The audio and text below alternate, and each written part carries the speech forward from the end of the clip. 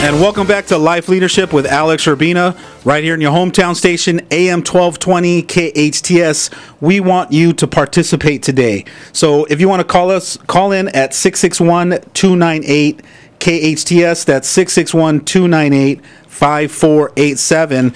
And if you don't want to call in and you want to stay in your comfort zone, send us an email. Yes, you can email us at leadership@hometownstation.com. That's leadership@hometownstation.com. And share with us what is your definition of self-leadership. Yeah, we want to know what you think about self-leadership and what does it mean to you.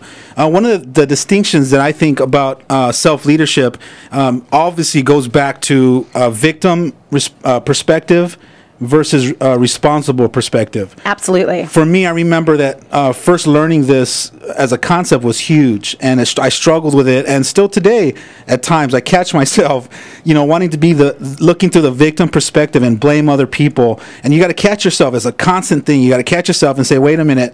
If I'm the victim in this scenario, that means that I'm powerless, that I can't change it. So in that instant, I get to call myself on and say, all right, Alex, how do I get to take responsibility for this? And then I get to look at myself and say, how did I even create this? Yeah, that's At what part did I play in this scenario where I either created it or I co-created with somebody? Yeah, that's a whole new scenario, a whole new place to stand from when you look at how did I create this? Yeah. And once you start shifting your mindset into I am 100% responsible, it's not that I'm just responsible for some things, it's I'm responsible for everything. So I know for me, in my day-to-day life, for instance, in my relationship with my husband, when a situation comes up or we're arguing over something, part of what I get to do is stop and say, okay, how am I creating this result right now? How am I creating him being upset with me? Or how am I creating, maybe he's giving me the cold shoulder and he's not really wanting to talk to me. And I look at how did I create that? How am I responsible for that? Because if I stand in that place, I get that, just like you said, Alex, that's the powerful place to stand from. And I can do something about it, then I can change it versus being in victimhood. But it's very easy to fall into victimhood, especially when somebody's, maybe saying things that aren't very nice to you, or something happens that's easy for you to become a victim to. My car breaks down. Okay, my car broke down. I'm a victim to my car. How did I create that? How did I create my car breaking down? What's amazing is getting people that will argue with you for hours about, well, how can I control my car, busting a radiator. And the simple fact that they just don't want to take a look at, well, how did you play a part in that, or to where it got to the point where your radiator was stressed out, where you didn't change it in time, right? You didn't do the checkups and change it at the time that it should have been changed to make sure that your car was running smoothly. Yeah, because the only way this perspective works is if we take 100% responsibility for everything, right, Alex? Absolutely. And you have to really be diligent about and committed to figuring out how you are responsible to everything. Because I think normally we don't look to those filters on a daily basis, and we've practiced for so long. It's almost become a habit of being sort of victimized about everything in society, that it really takes a conscious effort, and you have to really dig down deep and really be committed to trying to figure out how you are responsible for everything.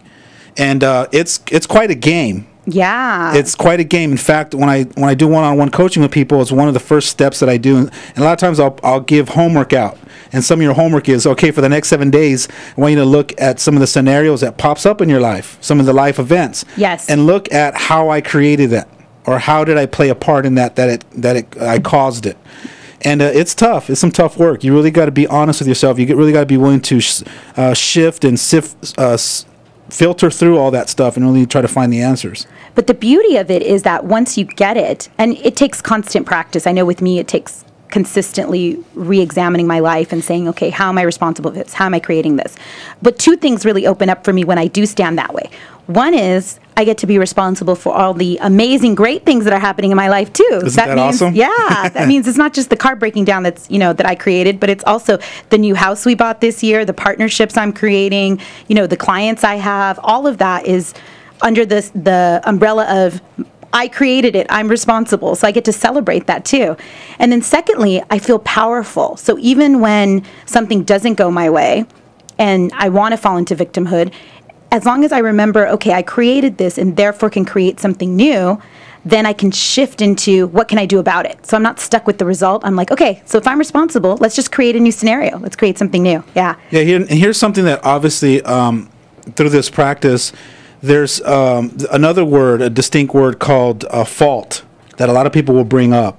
Blame, Yeah, fault, they'll hear it as, so you're guilt. saying this is my fault. And fault is a different come from than I'm responsible or Nice. I'm accountable Right. for. Nice. So let's Yeah. talk about that when we get back from the break. You're listening to Life Leadership with Alex Urbina right here on your hometown station, AM 1220 KHTS.